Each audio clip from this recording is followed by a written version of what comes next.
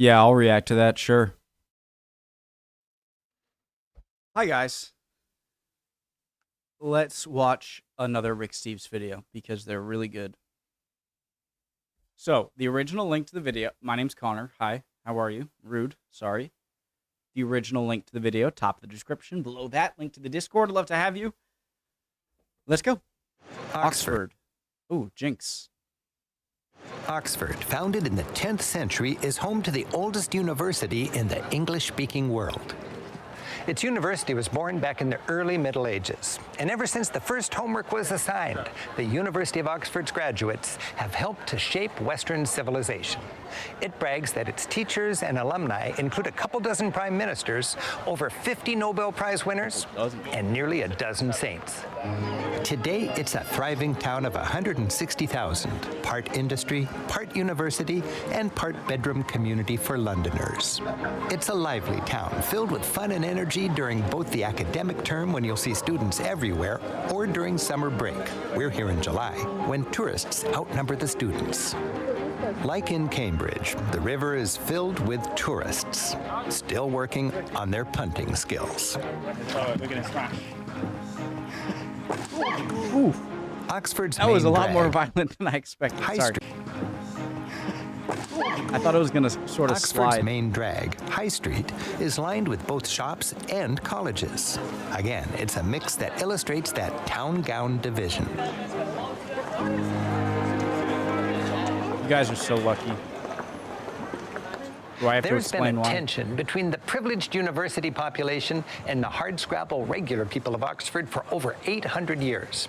In fact, it was a town gown spat back in 1209 that drove a group of professors and students out of Oxford and to the more welcoming town of Cambridge, where they helped to found that rival university.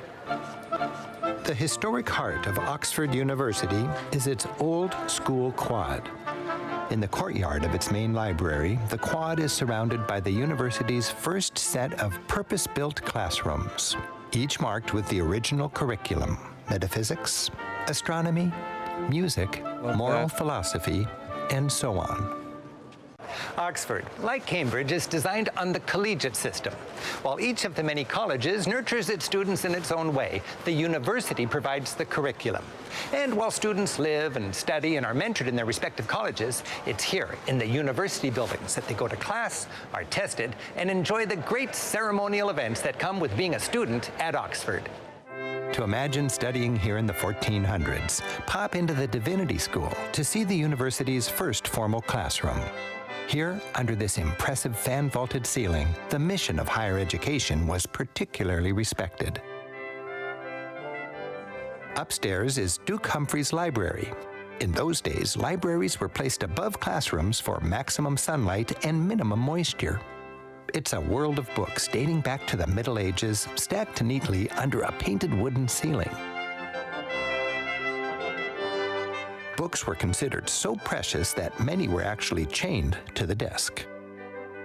Of course, there are plenty of modern buildings too.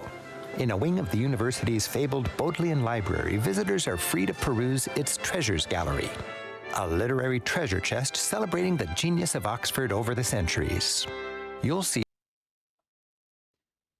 Going to college, especially my freshman year for sure. I was never a great student growing up. I went to, I grew up in a what would be called a decent, area school, and I went to public schools, which I think are not public schools but it was good schooling, so it's not like I didn't have the opportunity. I just wasn't a good student. But I started to do okay. I had, I was, diagnosed with ADHD, and I was getting medication to combat it. And so going into college, I felt pretty confident, and I wanted to. Anyways, my point is that I loved the library. It was like a happy place.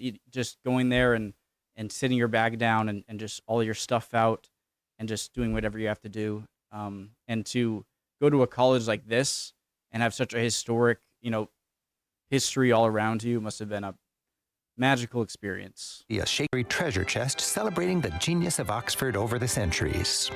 you'll see a Shakespeare First Folio, 18 plays from 1623. An original score of Handel's Messiah, written in 1741.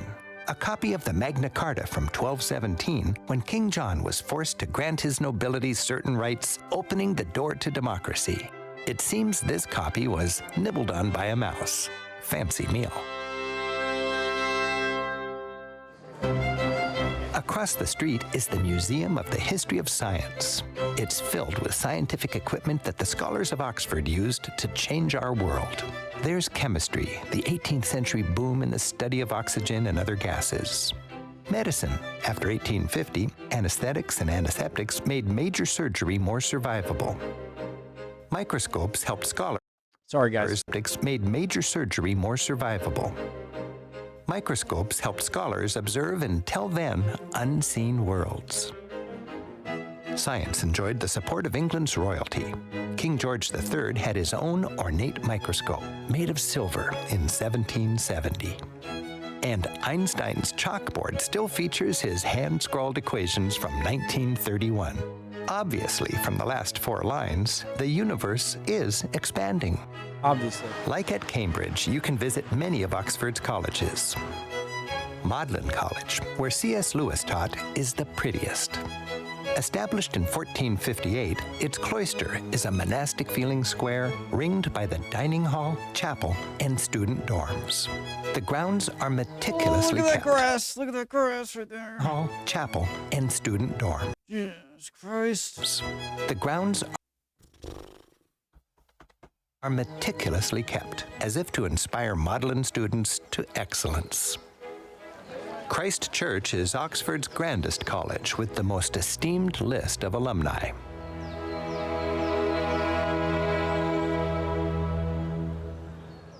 It was founded by King Henry VIII back in the 16th century on the site of an old monastery. I hate you. While it still Not you, or Rick, sorry. by King Henry VIII back in the 16th century on the site of an old monastery.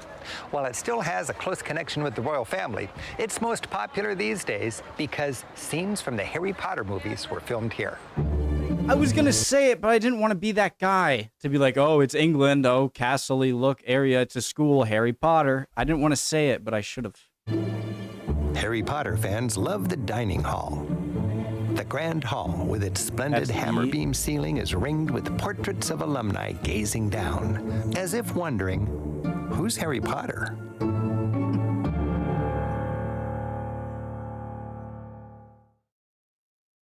See, that's the thing that of like all of this history, and you wake these people up, and someone's just like, "Oh my God, Harry Potter!" It's just a book, and okay, sorry. Awesome. You guys are so lucky just to have all of this amazing. I say this all the time, but it can't be overstated, so I will continue to say it. You have such a depth of history all around you that I think you might not realize how unique to England it is, or the United Kingdom, right? Of course, there's stuff in Germany and France and, in Netherlands, Belgium area, and I'm sure a lot of countries, Italy, but you have a unique thing about you that I think has survived so much because of you're on an island and you haven't been through centuries and centuries of warfare. I'm talking about big wars in Europe. It seems Napoleonic Wars, World War I, World War II, compared to other countries. You get what I mean. I'm overstating myself. You have a abundance of just super cool stuff. If I'm wrong there and I'm forgetting other areas, then sorry, let me know. And look at that grass too. Not just the grass, but I have so many good thumbnail images I can use. Love it. Hope you guys are doing well. If not, chin up. You'll be good soon. Don't worry. Yeah, I appreciate any comments at all, guys. And I will see you next time.